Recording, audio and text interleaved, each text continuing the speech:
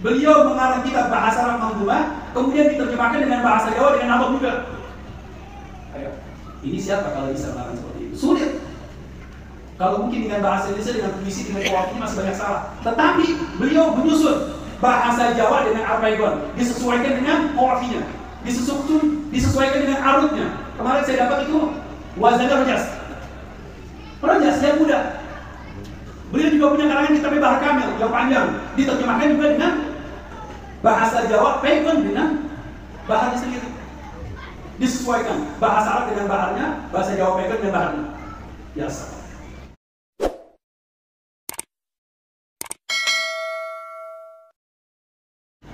Bismillahirrahmanirrahim.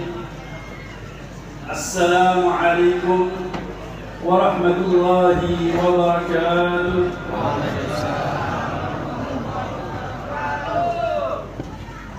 Bismillah, masyaallah, la yasubul khiyar illallah. Bismillah, masyaallah, la yasrifu su'a illallah. Bismillah, masyaallah, ma kana min ni'matin fa min Allah. Bismillah, masyaallah, la hawla wa la quwwata illa billah. Alhamdulillah, thumma alhamdulillah, alladhi qad awjada min nurihi nuran bihi amma al-huda. Sabaqa al-awalima fil wujudi bi asriha, fal kullu minhu fil haqiqati mubtada.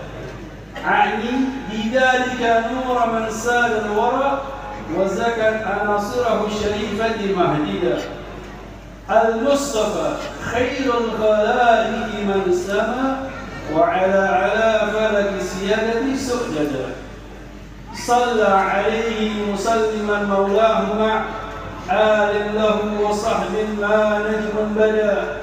هو رحمة للعالمين ونعمة فاضت على كل البرية بالندى.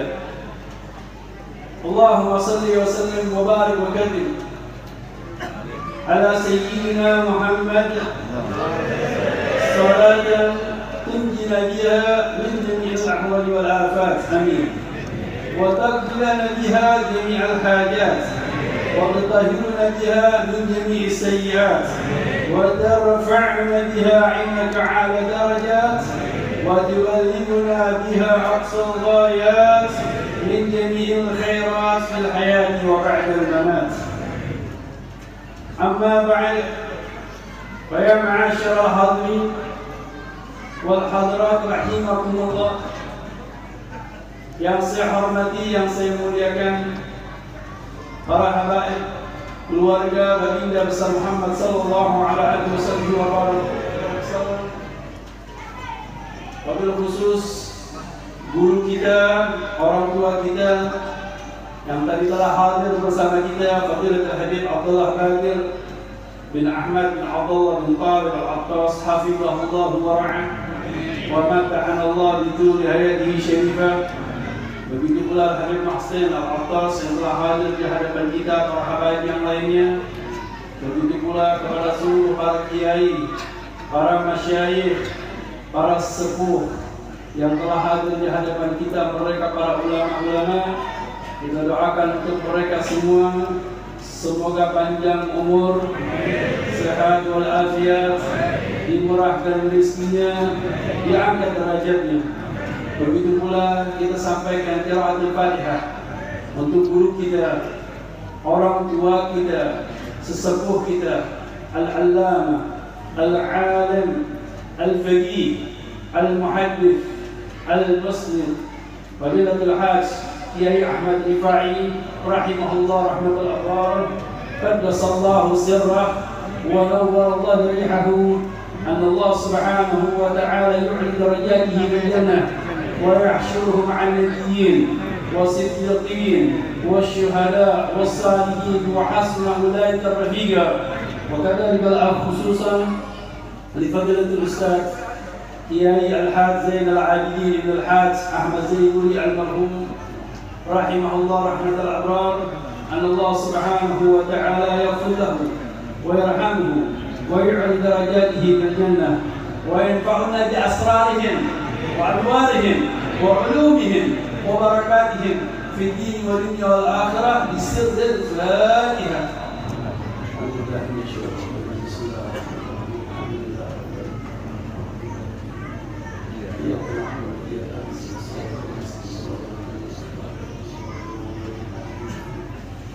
Ma'asyiral hadirin wal hadirat, keluarga besar Jamiyah Rifaiyah yang dimuliakan oleh Allah Subhanahu wa taala. Alhamdulillah, pada malam hari ini di tempat yang penuh mulia ini, di tempat yang penuh dengan keberkahan ini, kita berkumpul duduk mengenang seorang ulama besar, seorang syekh, seorang ustaz, seorang kiai, al-allamah, al-faqih, al-musnid, al-muhaddith. Ini saya sampaikan sebutan ulama-ulama seperti ini sangat sesuai sekali dengan Pak Ahmad Rifai, karena beliau adalah memang benar-benar seorang ulama. Kemarin saya sudah menyampaikan beberapa hal tentang Kiai Ahmad Rifai, yang sebenarnya beliau ini adalah anugerah dari Allah Subhanahu wa taala. Saya katakan anugerah dari Allah Subhanahu wa taala untuk masyarakat Indonesia, untuk negeri Indonesia. Ada seorang ulama seperti beliau. Bayangkan, beliau tinggal di kota Semarang, di Kaliwungu, kemudian beliau berdakwah dengan begitu hebatnya. Umur 30 tahun, beliau lari kabur. Karena beliau ini adalah pemberontak. Saya katakan pemberontak siapa? Pemberontak Belanda, untuk membela negeri negara Indonesia. Beliau adalah pejuang. Beliau seorang ustaz, seorang alim yang memperjuangkan negara negeri Indonesia. Makanya beliau adalah pahlawan. Tetapi beliau lari kemana? Ke kota Mekah untuk melaksanakan ibadah haji. Kebiasaan seseorang kalau melaksanakan ibadah haji tidak seperti yang antum pandang sekarang ini. Berangkat haji 40 hari pulang. Orang dulu kalau berangkat haji itu perjalanan 6 bulan, pulang 6 bulan. Dan di Mekah mereka duduk nyantri mondok di pesantren Masjidil Haram. Beliau mengambil kesempatan untuk belajar di kota Mekah, nyantri di kota Mekah.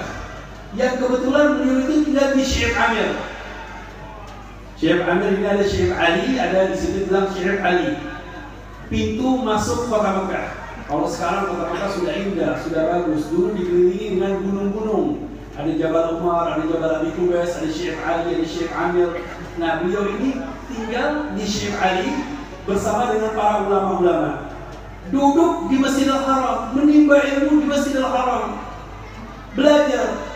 Dulu di Masjidil Haram adalah madrasah, fakultas, melebihi dari fakultas ilmu, melebihi dari sekolah universitas. Di situ yang mengajar ulama-ulama besar. Di antara seorang ulama yang besar, beliau adalah Sayyidina Syekh Mufti Makkah Asy-Syafi'iyah, Sayyidina Uthman, Syekh Al-Alim Al-Lama, Syekh Ahmad Uthman bin Hasan. Ini Syekh Uthman ini dikatakan Syekh Uthman Ad-Dimyati karena beliau dari Dimyat, Ad-Dimyati dan Dimyat Mesir. Ada apa Syekh Uthman Dimyat ini pergi ke kota Mekah? Beliau ini orang Mesir. Diceritakan bahwasannya beliau ini ketika ziarah dengan Sayyidina Husain rahimahullah, Sayyidina Husain ibn Ali karamallahu wajhah, bintu Sayyidah Fatimah Az-Zahra, ibu Sayyidah Fatimah Az-Zahra, ketika berziarah beliau ini tertidur. Ketika tertidur bermimpi bahwasannya beliau ini melihat pohon yang begitu besar, yang begitu hebat, yang buahnya sangat banyak. Buahnya sangat banyak dan sangat lebat sekali. Dan pohon tersebut ada di mana? Ada di kota Mekah. Nah, mulai dari hal itu beliau mentafsirkan dirinya untuk berangkat ke kota Mekah. Sampai di kota Mekah, disitulah Kiai Ahmad Rifai menimba ilmu dengan beliau. Di dalam riwayat beliau juga mengambil Tariqah Qadiriyah Naqsyabandiyah yang bersambung dengan Syekh Ahmad Khalid Sambasi. Nah, di sini pertemuan seorang murid dengan seorang guru, seorang murid dengan seorang syekh, seorang yang alim bertemu dengan alama. Di sini sangat keilmuan Mbah Ahmad Rifai mendapatkan keilmuan yang begitu hebat di Kota Mekah. Di samping Kiai Ahmad, Syekh Utsman, Syekh Ahmad ini juga belajar dengan banyak ulama-ulama di Kota Mekah. Bayangkan niat pergi haji sampai duduk 8 tahun di Kota Mekah. Kalau kita berangkat pergi haji 40 hari pulang, 40 hari pulang. Mereka enggak, mereka duduk di Kota Mekah, tinggal di Kota Mekah, nyantri, mondok. Makanya orang-orang Belanda katanya senok.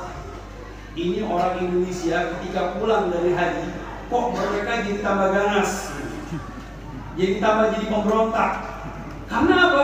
Mereka punya kekuatan ilmiah bertemu dengan para ulama-ulama di Kota Mekah, dengan punya wibawa, dengan memiliki izzatul ilm yang dia bawa. Kemudian apakah Mbah Ahmad Rifai selesai di situ saja belajar di Kota Mekah semenjak 8 tahun?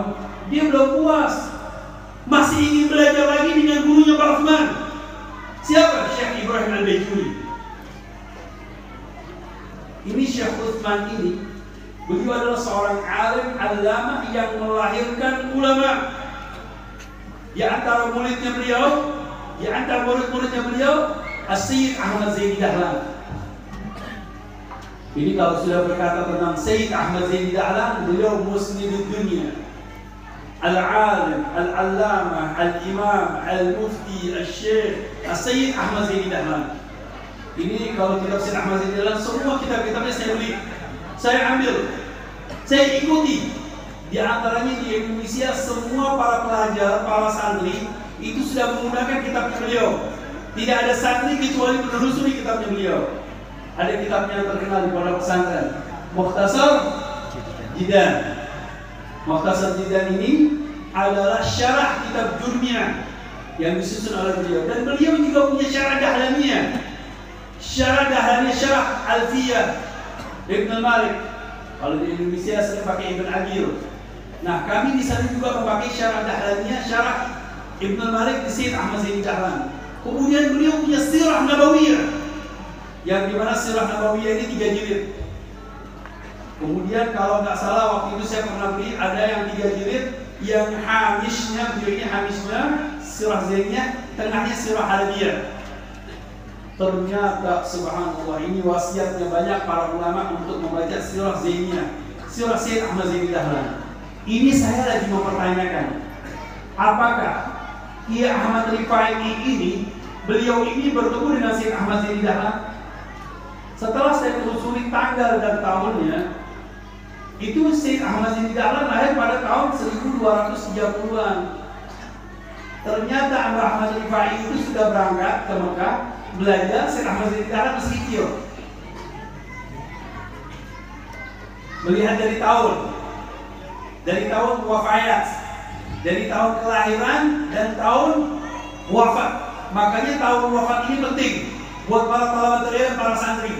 Kami ketika di Kota Mekah diperintahkan sama guru kami, ya Sayyid, ini kita butuh. Saya mengatakan sama guru kami, karena kita tugas tahrijul hadits, tahrijul rijal, tarjamatul rijal, mengeluarkan nama-nama para ulama mulai dari zaman sahabat sampai Imam Al-Baihaqi, kemudian sampai kepada Imam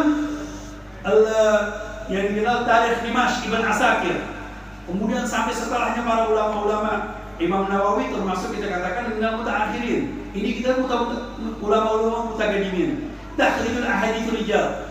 Nah, di antaranya butuh yang namanya wafayat, kematian para ulama. Jadi kematian para ulama ini sangat penting ini untuk mengikat bagaimana tentang ilmu sanad. Tentang ilmu sanad. Nah, saya kemudian Mbah Ahmad Rifai ini, beliau ini saya yakin tidak bertemu dengan Sayyid Ahmad Zaini Dahlan, karena Sayyid Ahmad Zaini Dahlan waktu itu masih kecil. Dan Sayyid Ahmad Zaini Dahlan ini adalah murid dan menjadi penerus perjuangannya Mbah Utsman, Syekh Utsman bin Hasan yang ad-Dimyati yang dari Mesir ini. Sehingga mimpinya beliau ada pada beliau Syekh As-Sayyid Ahmad Zaini Dahlan. Tetapi apakah tidak bisa menjadi kemungkinan Mbah Ahmad Rifai termasuk bagian dari mimpinya beliau? Di antara buah-buah yang begitu besar bisyarah ketika beliau bersama Sayyidina Imam Hussein yang ada di Mesir. Ternyata setelah itu beliau masih belum puas lagi ingin belajar dengan Syekh Ibrahim Al-Baijuri. Siapa yang tidak kenal dengan Syekh Ibrahim Al-Baijuri? Semua ulama Jawa kalau sudah belajar takrib, belajar syarahnya Fathul Qorib, kemudian langsung hasyiahnya, harus punya hasyiahnya, hasyiah Imam Al-Baijuri. Makanya beliau Mbah Ahmad Rifai ini fikih. Dia sudah menyusun kitab fikih. Ulamanya fikih dengan fuqaha-fuqaha zaman. Bertemu dengan Syekh Utsman, bertemu dengan Syekh Ibrahim Al-Baijuri. Kemudian lebih-lebih lagi beliau ahli tauhid. Kok bisa dikatakan ahli tauhid? Dia Syekh Ibrahim Al-Baijuri, dia mengarang apa? Syarah Jawharatul Tauhid. Ada manzumah Jawharatul Tauhid, manzumah di dalam kitab tauhid. Disyarahkan oleh siapa? Imam Ibrahim Al-Baijuri. Berarti Mbah Ahmad Rifai ini memiliki sanad yang sangat tinggi bertemu dengan Syekh Ibrahim Al-Baijuri. Kalau sudah ketemu Ibrahim Al-Baijuri, halas, ke atasnya semuanya ketemu sudah. Nanti di atas ketemu dengan Al-Imam Ar-Rawi, Ibn Hajar Al-Haytami, kemudian ketemu gurunya Zakaria Al-Ansari, ketemu lagi dengan di atas Ibn Hajar Al-Asqalani, ketemu dengan Imam Al-Iraqi, Ibn Attar, kemudian ketemu dengan Imam Nawawi, terus sahabat Imam Al-Ghazali, kemudian Imam Al-Haramain, sahabatnya Hayat Al-Matlab, sampai kepada Imam Syafi'i. Bagi fuqaha. Berapa tahun di Mesir? 12 tahun. Berarti nggak sembarangan beliau duduk di sana. Beliau juga ahli tajwid, ahli qiraah. Kemudian, beliau juga belajar ilmu falak, ilmu perbintangan, ilmu hisab. Maka beliau ketika sampai di kota Pekalongan, beliau banyak meluruskan kiblat yang benar, yang sahih, karena beliau ahli falak. Karena tempat ulama falak banyak di kota Mekah. Di antaranya yang meluruskan ilmu falak siapa? Syekh Yasin Madani. Syekh Yasin Madani termasuk ulama falak yang beliau mendapatkan sanad ilmu dari ulama-ulama ahli Mekah. Dulu ulama Mekah itu tempat madrasah pendidikan. Anda ingin mencari apa? Ingin mencari ulama ahli fikih, ada ahli hadis, ada mustalah, ada arud, ada qawafi, ada balaghah, ada nahwu, ada sharaf, ada, semuanya ada. Karena penjuru dunia datang ke kota Mekah. Ulama India datang ke kota Mekah. Ulama Pakistan datang ke kota Mekah. Ulama Syria datang ke kota Mekah. Ulama Syam datang ke kota Mekah.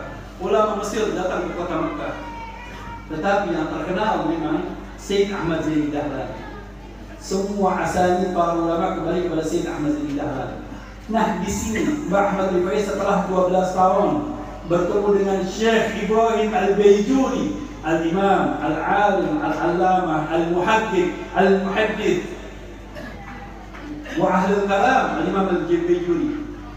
Makanya ketika pulang ke Indonesia, beliau ini punya tahsil yang sangat hebat sekali, memiliki keilmuan yang begitu hebat sekali.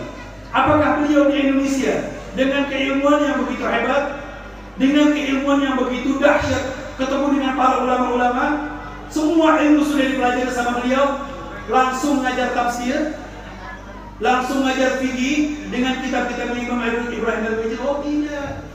Beliau ini ingin memudahkan untuk masyarakat di kampung, di pedesaan. Jadinya masuk akal kalau Mbah Ahmad Rifai ini mengarang kitab dengan menggunakan bahasa Jawa. Yang orang Jawa menyusun dengan bahasa Jawanya, yang orang Minangkabau dengan bahasa Minangkabaunya, yang orang Bugis dengan bahasa Bugisnya, yang orang Banten dengan bahasa Sundanya, yang orang Betawi dengan bahasa Melayunya. Mbah Ahmad Rifai mengerti bagaimana yukhatibun nas ala qadri uqulihim. Ada kalimat ulama khatibun nas ala qadri uqulihim. Anda berdialog dengan orang yang seporsinya. Begitu juga Nabi Muhammad SAW, khatibun nas lima yafhamun. Dialog kepada orang yang sekiranya mereka paham. Kalau Mbah Ahmad Rifai menyusun kitab dengan semuanya dengan menggunakan bahasa Arab, ya kesulitan. Siapa yang akan memahami? Karena ketika itu talabatul ilm santri yang belajar itu masih sedikit. Apalagi Mbah Ahmad Rifai dikejar-kejar Belanda, dibui sama Belanda, dikejar-kejar Belanda. Makanya beliau bagaimana? Beliau mengajar kitab-kitab Jawa dengan bahasa-bahasa Jawa. Apakah beliau hanya menerjemahkan kitab-kitab bahasa Jawa? Oh tidak. Ini ada keindahannya beliau, kehebatannya beliau, bahwasanya kalau beliau itu seorang alam, al-imam. Bagaimana? Beliau mengarang kitab Nathar. Kalau Nathar seperti kalau baca Barzanji, Abdayul Imla, Bismillatil Aliyah Nathar. Bukan seperti Nazam. Beliau mengarang kitab Nathar. Tetapi beliau juga mengarang kitab Nazam, membuat mandumah. Setelah buat mandumah selesai, beliau ingin menerjemahkan mandumahnya beliau. Ternyata ini ada kehebatan yang istimewa. Beliau mengarang kitab bahasa Arab mandumah, kemudian diterjemahkan dengan bahasa Jawa dengan Nazam juga. Ayo, ini siapa kalau bisa mengarang seperti itu? Sulit. Kalau mungkin dengan bahasa Indonesia, dengan puisi, dengan ini masih banyak salah. Tetapi beliau menyusun bahasa Jawa dengan Arabaigon, disesuaikan dengan qawafinya, disesuaikan dengan arutnya. Kemarin saya dapat itu wazannya Rojas yang mudah. Beliau juga punya karangan kitab Bahar Kamil yang panjang, diterjemahkan juga dengan bahasa Jawa Paigon dengan baharnya sendiri, disesuaikan bahasa Arab dengan baharnya, bahasa Jawa Paigon dengan baharnya. Biasa. Ini adalah ini adalah mutiara yang tersimpan oleh Mbah Ahmad Rifai. Ternyata beliau bukan karangannya bukan 50 saja, bahkan lebih dari 500 kitab. Mujalladat kitab karangannya beliau. Jadi masuk akal kalau beliau ini menyusun kitab dengan menggunakan bahasa Jawa. Yang lebih lagi, beliau punya kecerdasan yang hebat. Setiap kali bahasa Arab dikasih warna merah, terjemahannya pakai warna hitam. Biar apa? Biar orang Jawa mudah, gampang. Mereka kan sudah belajar di Saudi, sudah belajar di Arab, di Hijaz, belajar di Mesir, di Qahirah. Otaknya beliau cerdas. Kalau orang Jawa, Imam, Termi, telat pikir, makanya mesti diterjemahkan. Disesuaikan untuk masyarakat porsinya orang Jawa. Orang Jawa kan sifatnya lembut, ya, hafal A, B-nya lupa. Terus terang Pak, saya pernah jadi santri, hafal Alfiyah 10 bait 1 jam, berdiri lupa. Nah, Mbah Ahmad Rifai mengerti bagaimana porsinya buat orang-orang Indonesia. Beliau menyusun kitab, menyusun karangan, disesuaikan. Kenapa? Kok beliau lebih bangga dengan susunan kitabnya sendiri? Ini kebiasaan ulama-ulama Azhar, ulama-ulama di Mesir. Haula rijal wa nahnu rijal. Ini katanya bahasa rijal al-hadis. Haula rijal wa nahnu rijal. Kalau mereka pengarang kitab, kami juga pengarang kitab. Beliau menulis. Saya yakin beliau juga sudah menulis ketika di luar negeri. Sehingga banyak para ulama-ulama di Azhar Kairo itu mereka membuat tesis-tesis ilmiah dengan karangannya mereka, mengumpulkan dari beberapa banyak kitab, kemudian setelah dikumpulkan dihimpun dikembalikan kepada dengan pengarangnya beliau.